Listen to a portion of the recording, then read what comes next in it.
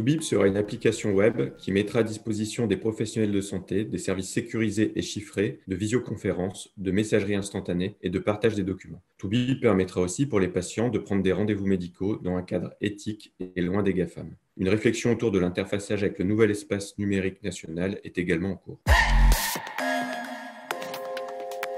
Projet porté par Interop, une association dite Loi 1901, à but non lucratif par définition et déclarée d'utilité publique. La déclaration de Genève énonce « Je partagerai mes connaissances médicales au bénéfice du patient et pour les progrès des soins de santé » et fait du partage de connaissances une responsabilité pour le médecin et par extension pour tous les professionnels du secteur et un enjeu majeur dans son exercice de la médecine. Pour Interop, le développement des outils numériques nécessaires à ce partage doit être guidé avant tout par l'éthique et ne peut se concevoir sans l'ouverture du code source des logiciels et une protection absolue des données personnelles et de la vie privée.